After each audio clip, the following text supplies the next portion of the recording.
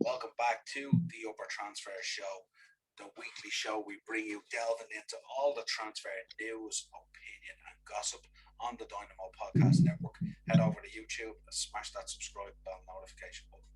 Audio versions of the show are available through Spotify, Apple iTunes, Podbean, wherever you pick up your audio shows. And if you'd like to contact the show, you'll find us at the underscore upper underscore tier on Twitter.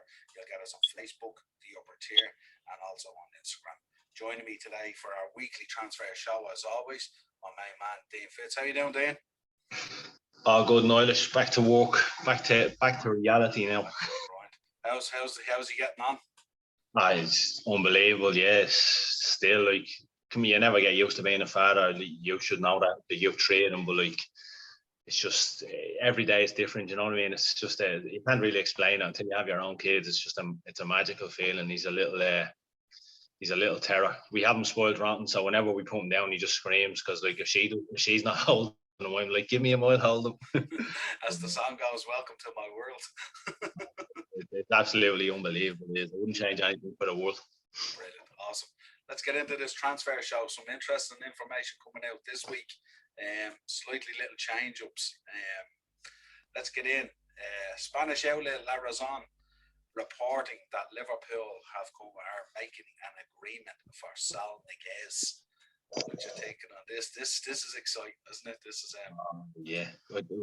I think I've said about 1,000 times already here that Liverpool summer is a very exciting one this year after how we finished the season and all. And you're reading a few stories about Liverpool won't be really active and it's gone really quiet now, and the main priority was Konate and all. But I just get the feeling that there's a bit of work on. Liverpool never do anything above the ground anyway. They kind of keep things quiet. They don't want everyone knowing their plans. But yeah, if this one, I think every player that we talk about we're really excited about. But he was linked with United for a couple of years and was quite envious of that. But yeah, if we could pull this one off, man, he's a more than adequate replacement for Gini Wijnaldum. You think about the options that are there already, and then you think of you have Curtis Jones coming through and all, but keep always going to the middle of the park. And imagine if Fabinho, Henderson and Saul, or a Henderson, Saul and Thiago, or a Fabinho, Saul and Thiago. And yeah, just if we could pull this one out of the bag, man, this would really be a good one for Liverpool. The beauty of this is probably our second last transfer show in the midst of the Euros. And I think once the Euros is fully out of the way, then I think these transfers are just going to lift off. I think it's going to be very exciting transfer time in the market. Especially with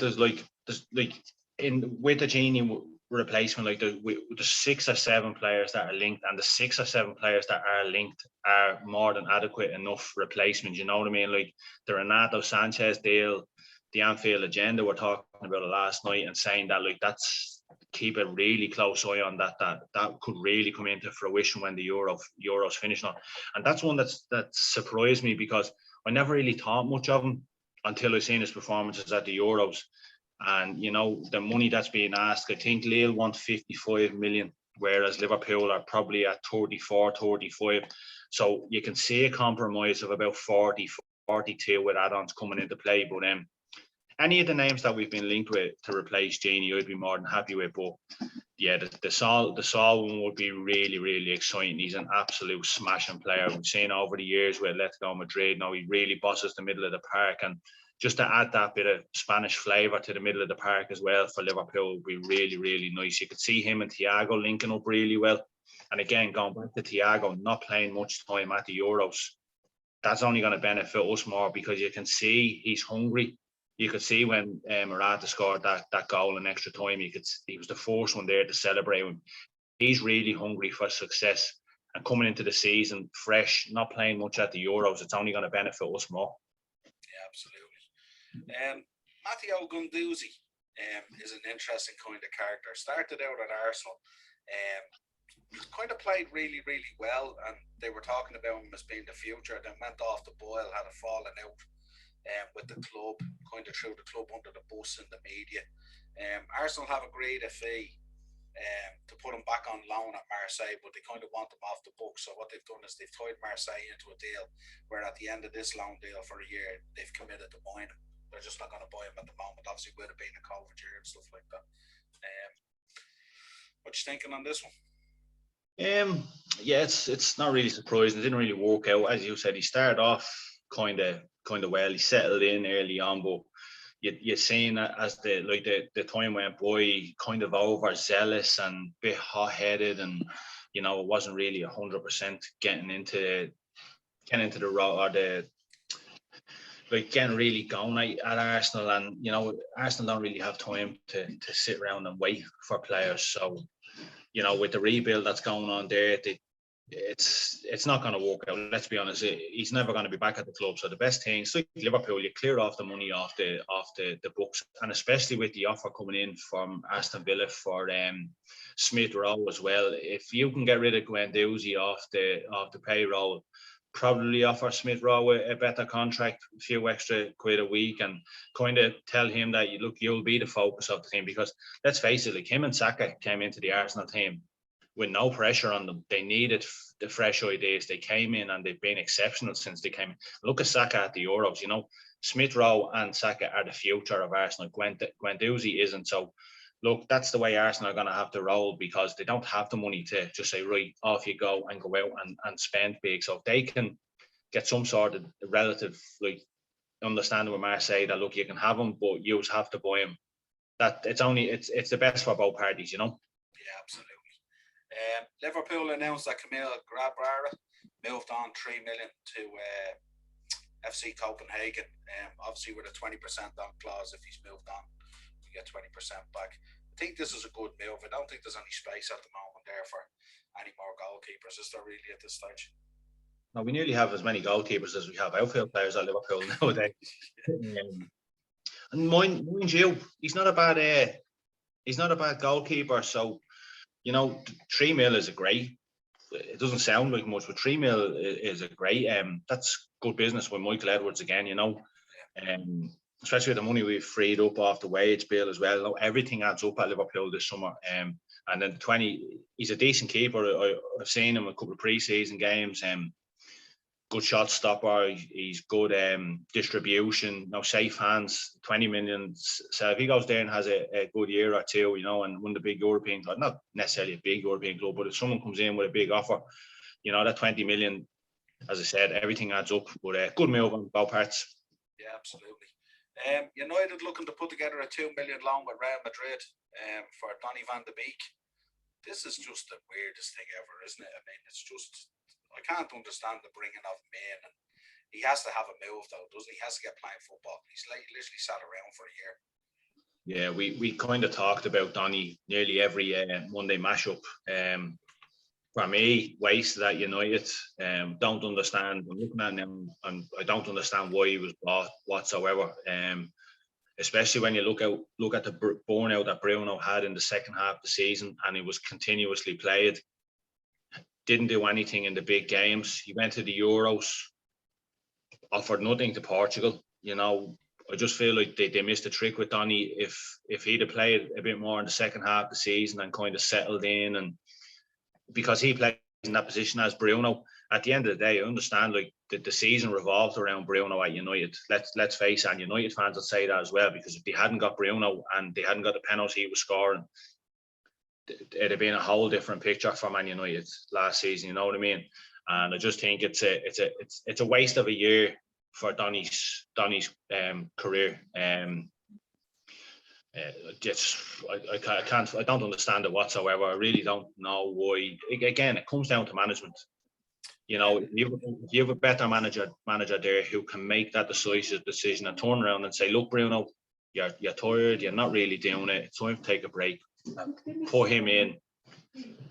Everyone knows how good he is from when he was with Ajax. So I think it's a waste for Man United. I think it's down to Ole, and he doesn't really have that experience to go out and make that decisive decision. Look, it's again a good move for both parties. If he goes to Real Madrid, there's a bit of a rebuild going on there. It might suit him better to be there. Toni Kroos as well is kind of aging a bit. Would you rather learn off Bruno Fernandes or off Toni Kroos, a World Cup winner? And Ancelotti, of course. It's a no-brainer. For me, he plays every week at Real Madrid. Yeah, especially during the rebuild. So it's Man United's loss at the end of the day. Yeah. Declan Rice, who's had an exceptional Euros, playing really, really well for England, seems pumped up and has nearly become kind of like a leader nearly in the team. You can see him there. Man United getting linked with him, 100 million they're talking about. Chelsea have also been linked with him as well. What you thinking on Declan Rice? Outstanding player. The only grievance I have against him is the whole Ireland situation. But come here, look at how well he's done for England. Look how well he's done for West Ham. I don't know where Man United are going to get 100 million to fund that deal. If I'm honest, if they're going for Jadon Sancho. We were only talking about Declan Rice there a few weeks ago and saying probably 60, 70 million to 100 million. As good a player he is, though, would you be throwing 100 million at Declan Rice?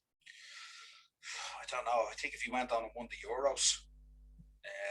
Yeah, and it's looking increasingly likely now that England could actually do it. You know, Denmark isn't going to be an easy game, though. Denmark are flying. Nobody thought they were going to get out of the group after their first two group games. And since the knockout stages have started, for me it's a free run for Denmark. You know what I mean? Nobody thought they were going to get out of the group. They're doing exceptionally well now. They have the hole. Everyone's pushing them on because of Christian Eriksen. That situation, you know. This is bonus territory to them. All the pressure is on England now. England, last night I thought there'd have been a bit of pressure on England. I thought it would have been a bit etchy at times, but yeah, they absolutely steamrolled the Ukraine, and Declan Rice in the middle of the park has been outstanding. And the surprising thing is, like, you look at the back five, okay, you've Pickford, who's been England's like number one for a long time, but like you have the two Man City defenders on the right side of the defence, you have the two Man United defenders on the left side of the defence. All four are playing outstanding. They conceded one goal in the Euros, if even. I don't think they've conceded even yet, as far as I know. They haven't conceded a goal. But then, like, you look at the middle of the park, it's Declan Rice and Calvin Phillips, like a Leeds player and a West Ham player. Like, that's unheard of with England. You go back to the teams over the years, and it's always been Chelsea players or Liverpool players or Arsenal players or Man City players. You know, the two boys, Calvin Phillips as well. Like, he just deserves a shout out as well. He's been outstanding. He's been probably one of the first names on the team sheet. And you know what I think benefits them most is Jordan Henderson being in the squad. There was a lot of calls that Jordan Henderson shouldn't go because he wasn't fully fit. You're only like Premier League winner, Champions League winner. He's won everything. You know, the story of his career. We talked about it on our special of Jordan Henderson. You know what I mean? He knows where them lads have been, where like Championship or, you know, like struggling with West Ham. He knows what to say to players. Everyone's been coming out and saying it's great to learn off Jordan Henderson. Jadon Sancho came out and said, Jack Grealish came out and said, Declan Rice said it, Calvin Phillips has said it. Having someone like that, like, to boost your confidence as well as your own performances is only going to push you on further. What you said, though, if England do win the Euros, and because of the role that Declan Rice has had, it's probably going to make sense that his price tag is that high. So yeah, I don't know. Do you really think it could happen, though? That's the thing. Do you really think that it could push it through? I don't know. If I'm talking about United and Chelsea, I'm leaning more towards Chelsea, because I know Chelsea have the financial clout to do it. I know United would have to manipulate a few things to put it in there because their heart is set on Sancho. Whether they could drop 200 million or close to it on both, I do not know. I see the Chelsea move most likely happening. The whole Mason Mount thing, being best buddies with him, and I could see that really helping. Plus, Chelsea don't have to worry about money. That transfer ban we talked about at the start of the season, that transfer ban has benefited them most because they were held back for 2 years? 2 windows, yeah, 2 windows. Two windows, so they're catching up to do, and they don't necessarily need to do that much catching up. So they're only going to add 2 or 3 players, but the 2 or 3 players that they do add are going to be exceptional talent. The only thing I'll say about Chelsea is you've Kante, Kovacic. I see if Declan Rice goes to Chelsea, I see Jorginho going back to Italy. Yeah, certainly interesting. All right. Arsenal and Liverpool, we spoke about it last week. Still interested in Renato Sanchez. Yeah. talked about Renato Sanchez. I didn't really have an eye on him at all before the Euros. I didn't really rate him much, and he's kind of came onto the scene with a bang at the Euros. He's been an outstanding performer for Portugal. The only thing that kind of sways me towards Arsenal is first team football week in, week out, where there'll be a rotation policy at Liverpool. But plus, I think we're being linked with a better level of player as well, aren't we? Like when you talk about Sol Niguez and stuff like that. And this Otavio off Porto and Milinkovic Savage and fucking, as I think we're named with we're linked with every decent midfielder on the planet at the moment. But yeah, I'm not going to be disappointed whoever we sign with the names that we've been linked with. But yeah, Arsenal have major problems at the back. They need to be worrying about with Xhaka gone. They need someone that's going to come in and be solid in the middle of the park, not someone that's all flair and what have you. You know what I mean? They need someone to come in. Look at Granit Xhaka's performances for Switzerland. You know that Arsenal fans must be thinking, why are we getting rid of him? When realistically they pushed him out the door. Yeah, true. Paul Stewart in the Athletic reporting this week that if City don't land Kane seems to be a priority for them. But if they don't land Kane, Lukaku was not a backup option. Now I think it's no secret really that Lukaku has expressed that he wants to stay in Inter Milan, but God knows what's going to happen after the Euros. But I'd imagine if Lukaku's going anywhere, if Chelsea don't push the button on the Haaland deal, I'd imagine Chelsea would be the location he'd be going to. Yeah, definitely. That was the kind of the first name that was mentioned. When the season finished, he came out really early on and said that he wants to stay at Inter Milan. He had a good chat with Inzaghi, and he believes in the project that is there. They don't necessarily need to sell Lukaku now, so it's only with Hakimi going. It's down to now if he has a change of heart, or if Inter look at how much money they can get for him, and if they have an adequate replacement like lined up. But he was on fire last year. He proved everybody wrong. You know, he went out and took the piss out of Man United because he was the stick he got there.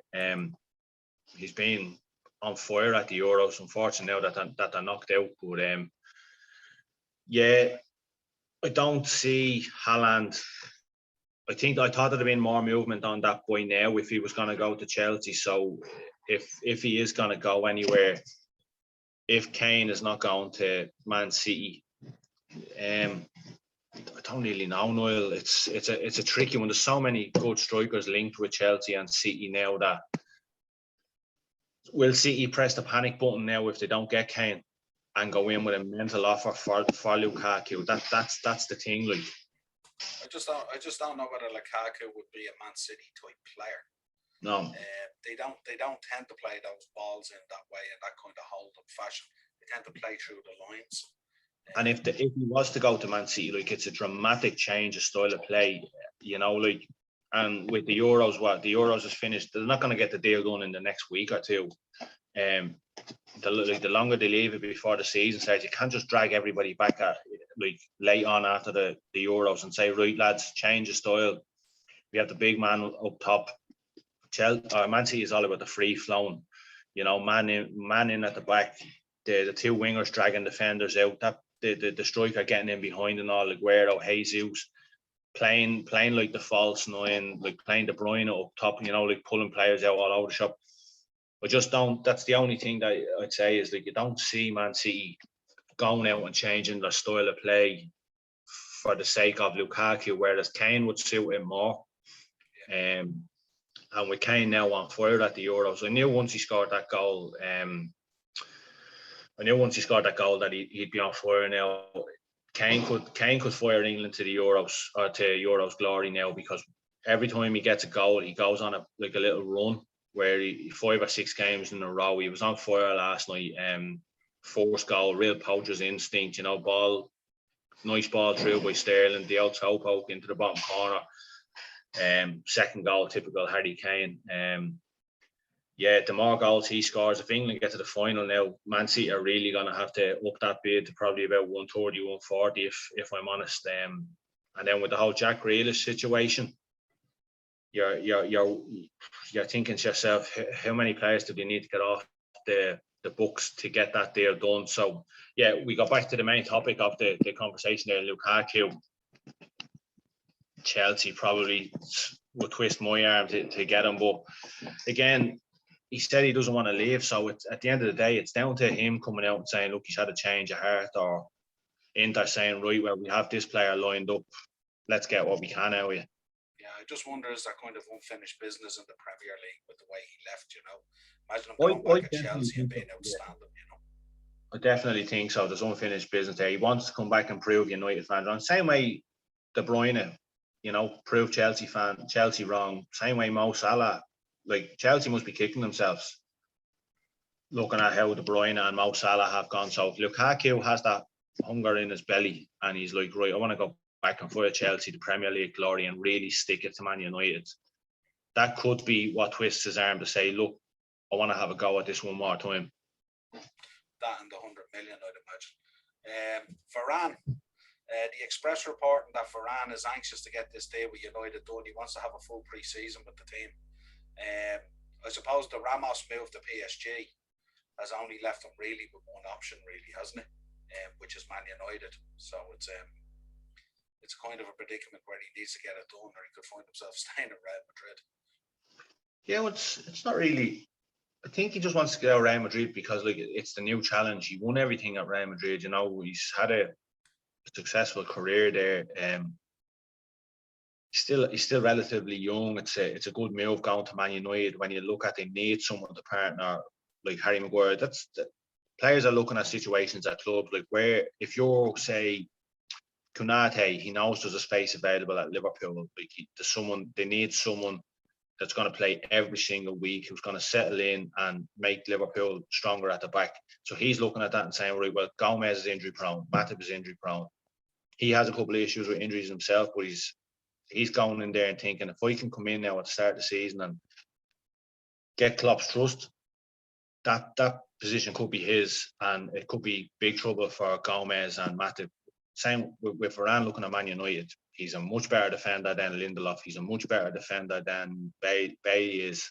So I understand where he's coming from, wanting to get in early, you know, work on how they play football, get Harry Maguire in, build that understanding. But this all comes down to Real Madrid. Who have they got lined up to replace him? Because you've lost one of the strongest centre half pairings in football in the last 10 years. So who do they replace Ramos? Not only Ramos, but Varane as well. Like, that's a complete rebuild of your back four, in my opinion. Yeah, absolutely. Yeah, I suppose it's going to be interesting because it's not like United do their business very quick either. Like, you know what I mean? So it's kind of a weird one. He doesn't really. Does he have long on his career? Does he have much left on his contract at Real Madrid? It can't be at what 40, 45 million for him. I think they're talking a lot more money than that. I think it's a lot more money than that. Yeah, so United, again, they need to make a decision. If they really want him, you need to just go out and pay what they want. You know, Real Madrid aren't going to let you put them over a barrel. No, let's be honest. They're the powerhouse in world football. They're not going to turn around and say, hold on a minute. Whoa. We're more dominant than you will ever be in football. Look at our record in Europe, La Ligas, everything. Don't attempt to come at us. We're not Borussia Dortmund. You're not going to push us around for the 5 or 6 million. What we want is what we're going to get, or else fuck off away from the table. So if United really want them, and they know that they need to get someone beside Maguire that's going to just shore up that defence the way Van Dijk came in at Liverpool, they need to pay what Real Madrid want. It's as simple as that. None of this, we pay over 5 years, we'll pay the 10 million extra that you want in add-ons. You pay what, if you want him that bad, you pay what we want. Yeah. We discussed last week on the show, Kingsley Coman, that Liverpool had lodged a bid somewhere in the region of about 35 million. In terms of their interest in him. But Fabrizio Romano's reporting this week that it doesn't look like that deal's going to go ahead because Bayern's valuation on him is about 77 million. So it's quite a gap to try and make up. Yeah, definitely not going to make up 35 million. Like, there's not a hope in hell that deal is going to happen. Now, the only thing that the only way that deal could happen is if they said you can have him on loan. for the year, and then have that the same with Guendouzi at Marseille. Have him for a year on loan, and then like put a financial.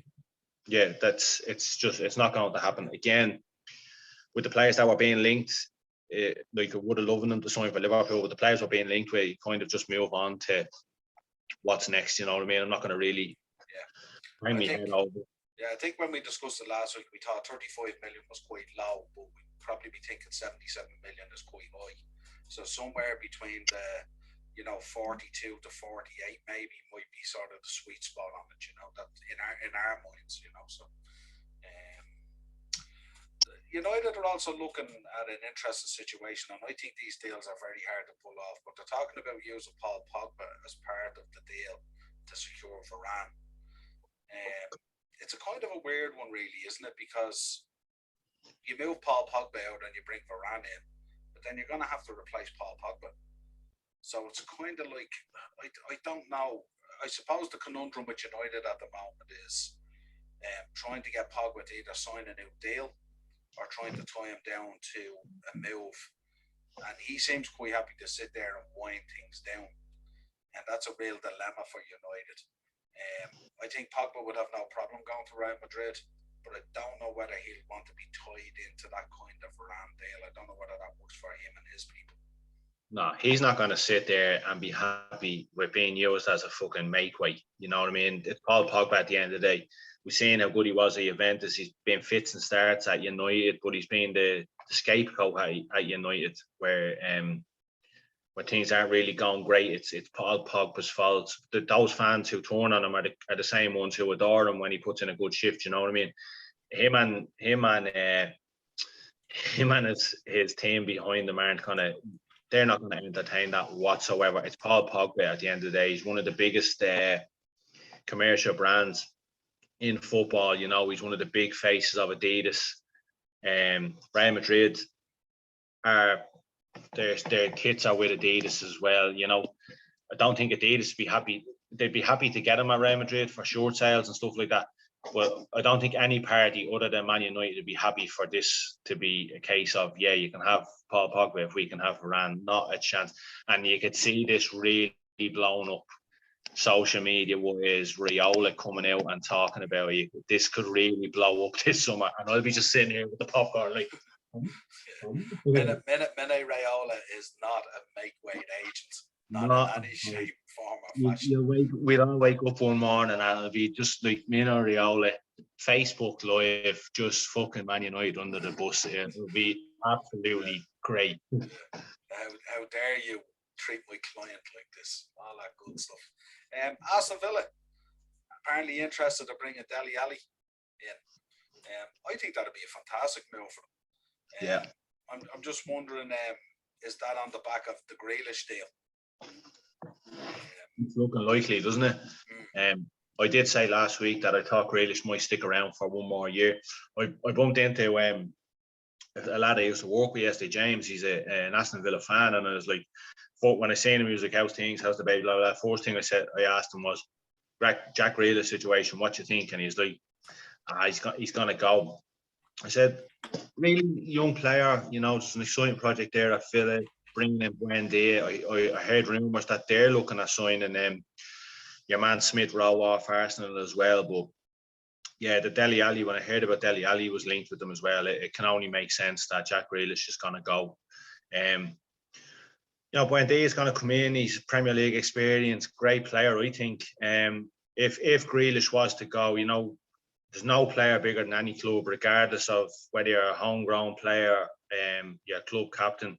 If Grealish was to go, it would be more than, if I was a Villa fan, I'd be kind of happy enough to get Dele Alli. He's going to want to prove people wrong as well, going there, Buendia as well. So two good replacements for an exceptional player. But I can't imagine Dele Alli is going to cost that much as well. So when you look at the money they could get out of Grealish, if they were to get Dele Alli, they've already got Buendia there, and then you're probably going to have 50 or 60 million left to reinvest in the team as well. There's an exciting project there at Villa.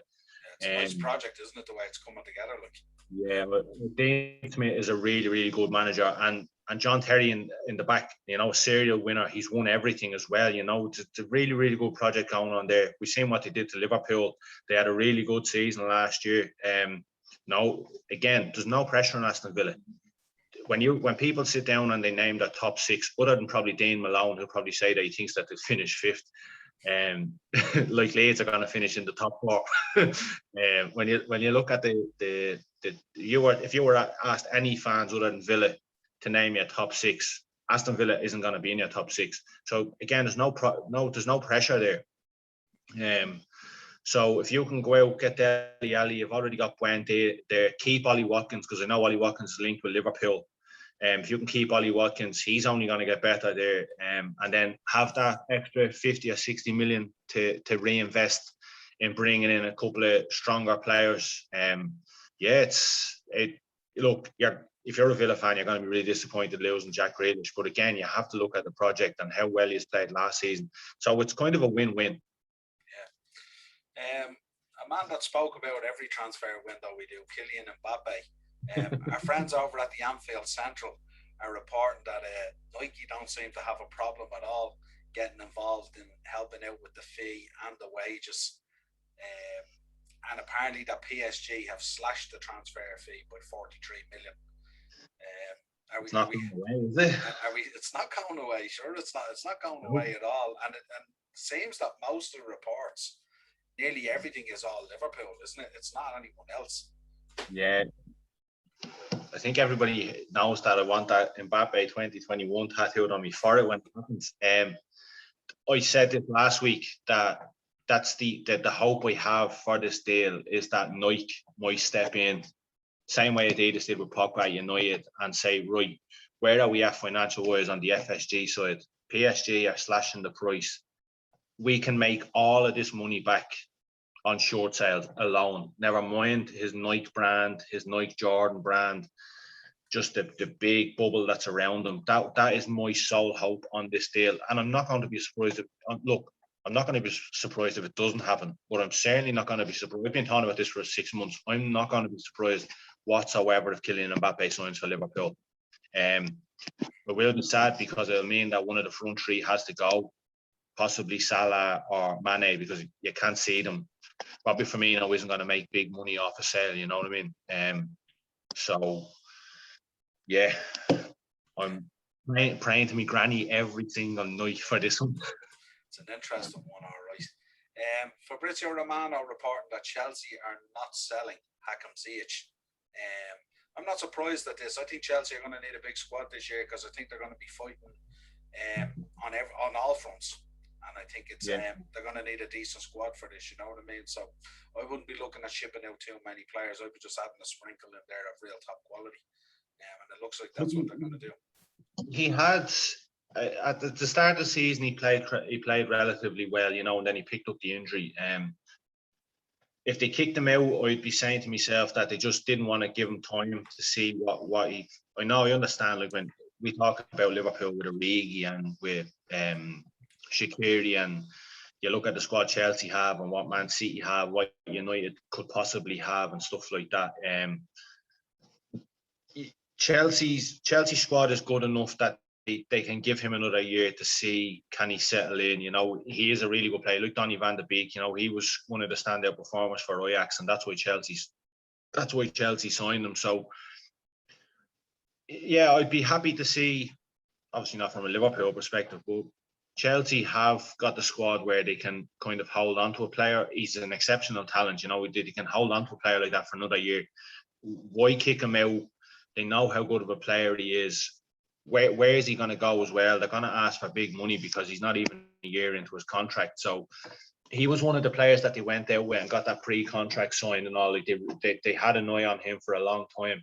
So yeah, it makes sense to keep him for another season and see how it goes. And that, as you said, Chelsea won't be just focusing solely on winning the Premier League. They're going to want to be going for the 4 trophies on offer. So he's only going to benefit from that because he will get games. And Chelsea are only going to benefit from that because he is an exceptional player. Yeah. Looks like the Jadon Sancho saga's done. Coming to an end. Coming to an end and more or less done and dusted at this stage, if not already done and dusted. Fair to say, he kind of went into the Euros with a big deal, but kind of hasn't really played or hasn't really delivered, if you like, as such.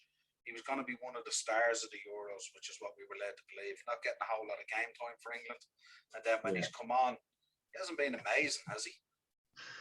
No, I was surprised to see that he started last night. If I'm honest, I really thought, well, come here, look, they won 4-0 last night, so every player is going to get an 8 out of 10 rating. You know what I mean? There's no one that you could point in the England team and say, well, he didn't really perform. You know, when your team wins 4-0 in the quarterfinal of the Euros, everyone's going to be happy. All the media is going to be praising you.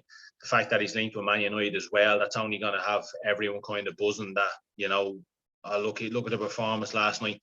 It's the same with a couple of players. Like I talked about Foden, I raved about Foden for 5 or 6 weeks before the Euro, saying that he's going to be the standout player.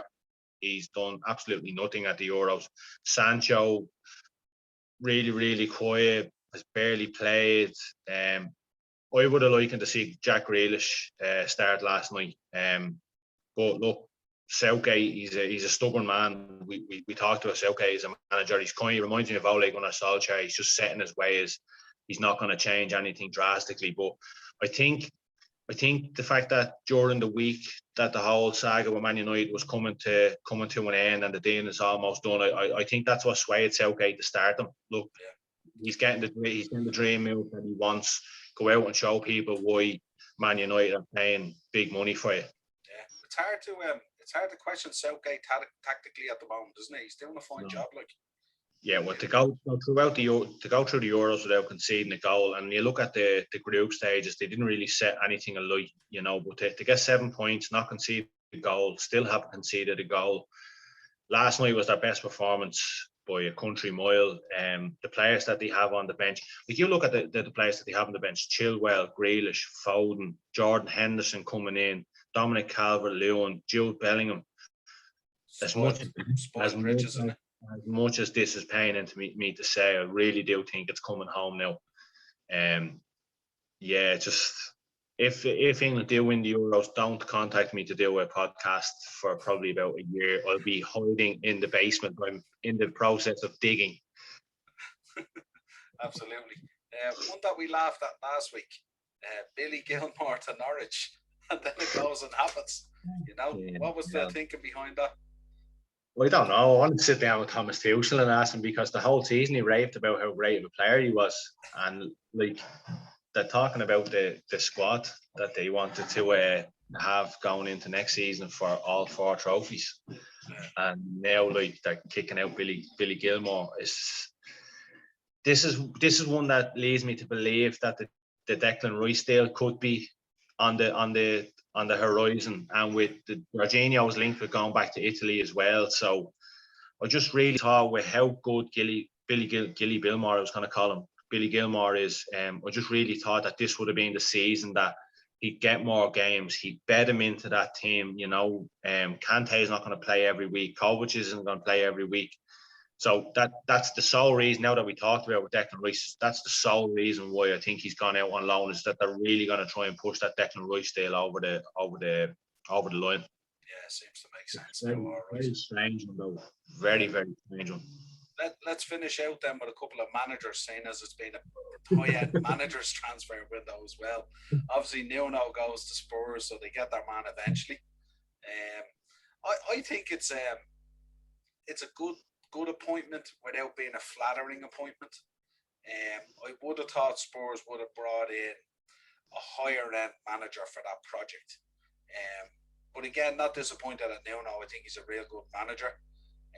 But I just wonder, is it going to be a big enough appointment for the Spurs fans and stuff like that? Look, with Tottenham Hotspur, Niall, they couldn't really set their standards any higher. You know, with the season they had, with the prospect of losing Harry Kane, they need 2 or 3 defenders. They need a couple of players in the middle of the park replacing Harry Kane. I think that's why they settled on Nuno. Is as much as the Tottenham fans will believe that they are a big club, they're far way off being anywhere near the top table, in my opinion. And I just think bringing in Conte obviously told him to do one because of Levy not meeting his demands. Whereas you can see Nuno leaving a club like Wolves, he took them as far as he could. He hasn't really got anything to go into Levy and say, well, this is what I want. It's that or nothing.